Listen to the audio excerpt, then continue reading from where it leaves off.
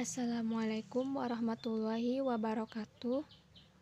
Kami dari kelompok 3 yang beranggotakan saya Aulia Nova Safitri dan Septiana. Di sini kami akan mempresentasikan mengenai dasar-dasar rangkaian penguat dengan umpan balik. Sebelumnya saya ucapkan terima kasih kepada Ibu Siti Rahmasari MPD selaku dosen pengampu mata kuliah Elektronika Dasar yang telah mempersilahkan kami untuk melakukan presentasi. Baik, langsung saja ke pengertian penguat. Penguat merupakan rangkaian elektronika yang bekerja untuk memperkuat suatu sinyal. Rangkaian penguat terdapat di dalam perangkat elektronika, contohnya seperti radio, televisi, telepon, dan alat lain semacam itu.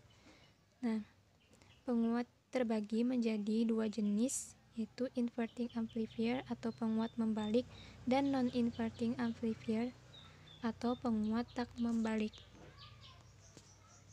Selanjutnya, adapun perbedaan mendasar antara penguat membalik dan penguat tak membalik dari segi rangkaian, yaitu penguat membalik inverting amplifier di mana sinyal input dikenakan pada input negatif inverting input terminal. Sedangkan penguat tak membalik non-inverting amplifier di mana sinyal input dikenakan pada input positif non-inverting input terminal. Nah, proses penguatan sinyal disebut sebagai amplifikasi atau amplification. Hampir semua peralatan elektronika harus ada penguat sinyal. Contohnya seperti peralatan rumah tangga, peralatan sekolah, medis, perangkat komunikasi, militer, dan lain sebagainya. Hampir semua peralatan elektronika buatan sekarang mengandalkan transistor dan IC atau integrated circuit untuk penguatan pada sinyal. Penguat operasional adalah perangkat yang sangat efisien dan serbaguna. Aplikasinya menjangkau persyaratan pengisian industri elektronik yang luas untuk pengkondisian sinyal, fungsi transfer khusus, instrumentasi analog, komputasi analog, dan desain sistem khusus. Selanjutnya, konsep dan jenis umpan balik. Dalam penguat umpan balik, sebagian sinyal output diumpankan kembali ke terminal masukan melalui jaringan umpan balik. Sinyal umpan balik ini selanjutnya dicampur, dikurangkan atau dijumlahkan dengan sinyal sumber sehingga menghasilkan sinyal masukan yang baru atau sinyal beda. Selanjutnya, jenis umpan balik akan dijelaskan oleh Saudari Septiana. Terima kasih kepada Saudari Aulia Nova Safitri yang telah mempersilahkan saya untuk melanjutkan menjelaskan materi mengenai jenis umpan balik. Yang mana jenis umpan balik ini terbagi menjadi 4 bagian. Yang pertama ada penguat tegangan dengan ubi tegangan seri, yang mana diketahui rumusnya sendiri yaitu AP sama dengan V0 per Vs. Yang mana secara ideal penguat ini mempunyai nilai RI sama dengan tak hingga dan RO sama dengan 0. Yang kedua ada penguat transkonduksi dengan ubi arus seri, yang mana diketahui GM sama dengan IO per Vs. Secara ideal penguat ini mempunyai nilai RI sama dengan tak hingga dan RO-nya sama dengan tak hingga juga. Yang ketiga ada penguat arus dengan ubi arus paralel, yang mana diketahui AI sama dengan IO per IS. Secara ideal penguat ini mempunyai nilai RI sama dengan 0 dan RO-nya sama dengan tak hingga. Yang keempat ada penguat transresistansi dengan ubi tegangan paralel, yang mana diketahui RM sama dengan VO per IS. Secara ideal, penguat ini mempunyai RI sama dengan 0 dan RO-nya juga sama dengan 0. Untuk lebih jelasnya mengenai jenis-jenis ini dapat dilihat pada makalah yang sudah Kita susun pada halaman 39 sampai dengan 40. Dengan memperhatikan keempat jenis umpan balik dan masing-masing konfigurasinya tadi, maka suatu sebutan jenis umpan balik menyiratkan suatu makna pula. Umpan balik tegangan seri misalnya berarti sinyal yang diambil dari output berupa tegangan, kemudian dikembalikan ke input melalui jaringan umpan balik secara seri. Demikian seterusnya berlaku pula untuk yang lain. Misalnya umpan balik arus paralel, berarti sinyal yang diambil dari output berupa arus dan dikembalikan ke input melalui jaringan umpan balik secara paralel. Pemahaman tentang jenis tegangan atau arus maupun secara seri atau paralel sangat penting untuk melakukan analisis penguat umpan balik. Selanjutnya ada analisis penguat umpan balik tegangan seri, yang mana seperti yang dapat kita lihat pada gambar 55, yaitu langkah pertama dalam menganalisis rangkaian penguat dengan umpan balik adalah menentukan jenis umpan balik yang diterapkan. Yang R1 dan R2 yang secara jelas digambar dan skema ini merupakan jaringan umpan balik yang menghubungkan dari output penguat ke input penguat. Besaran yang diambil oleh R2 dari output penguat berupa tegangan XO, yang mana XO itu sama dengan tegangan. Berarti jenis UB-nya adalah tegangan. Sedangkan cara pengembalian sinyal tersebut adalah secara seri.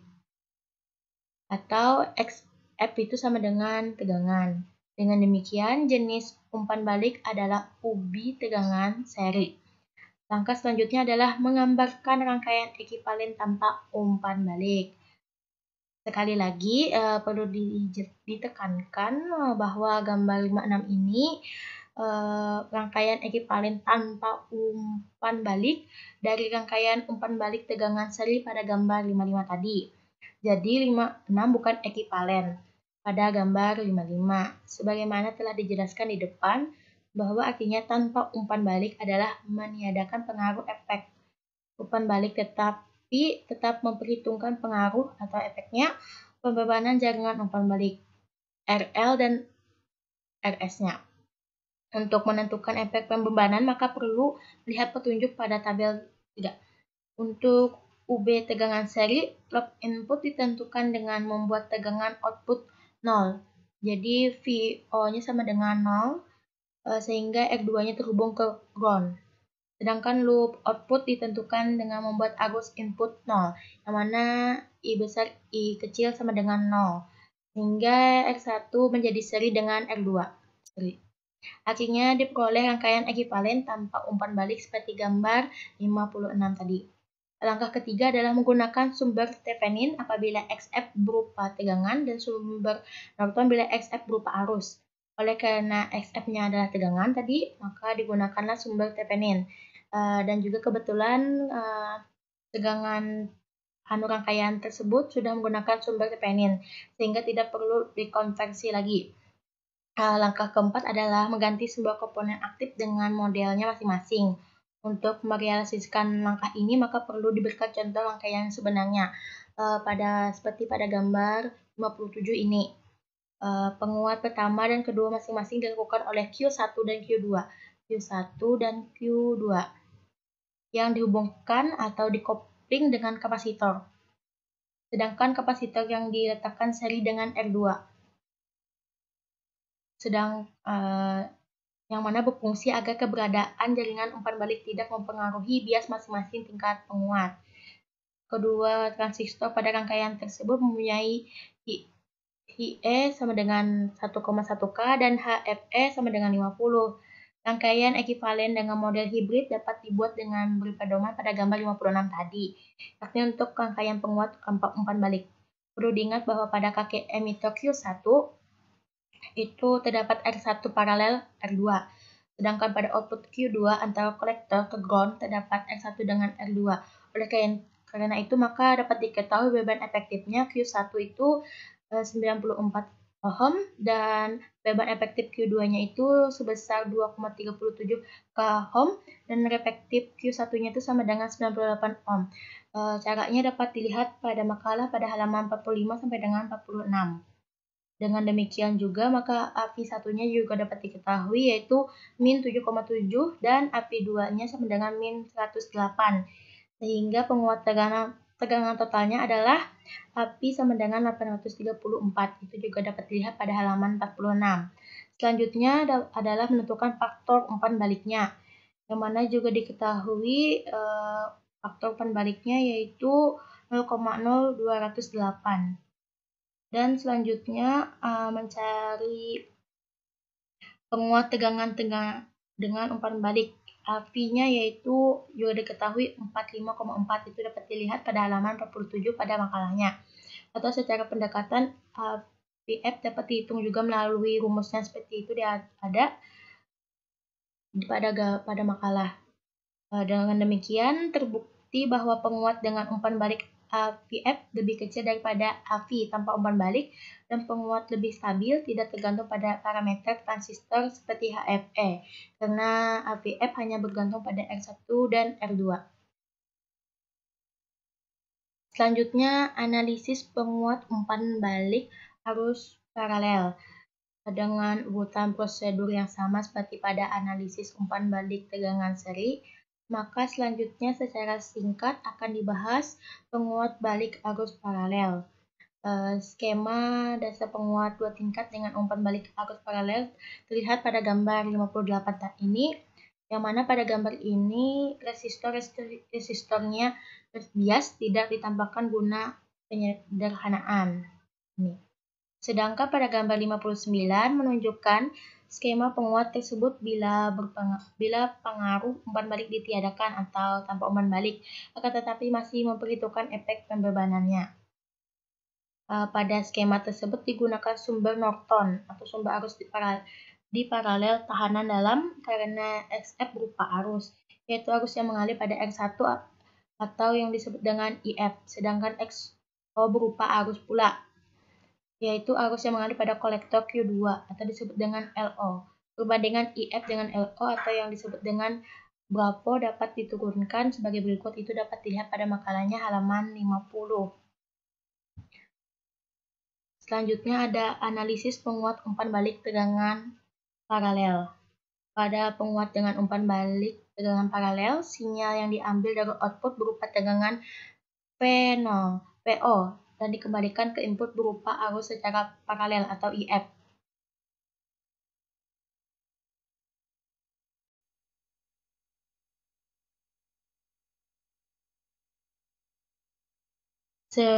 Skema dasar penguat dengan umpan balik tegangan paralel terlihat pada gambar 60. Penguat dasar dan skema ini merupakan penguat tren resistansi, yang mana diketahui rumusnya itu Rm sama dengan PO sama dengan per IS, yakni penguat yang mempunyai impedansi input dan output kecil. Meskipun skema ini merupakan penguat dengan umpan balik, analisis dapat juga dilakukan tanpa harus mengikuti prosedur analisis umpan balik, yakni dengan menggunakan teori Miller. Akan tetapi pembahasan di sini akan mengikuti prosedur umpan balik sehingga hasilnya dapat dibandingkan. Dalam praktek analisis dapat dipilih salah satu di antara yang paling mudah. Ini. Apabila skema penguat dengan umpan balik tersebut diubah menjadi tanpa umpan balik, maka diperoleh rangkaian pada gambar 61 ini. Ini tanpa umpan balik.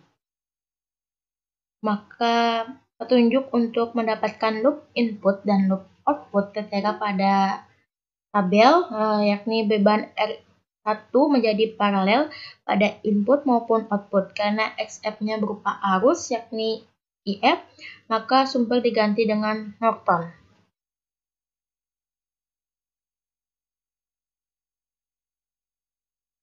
Ini gambarnya.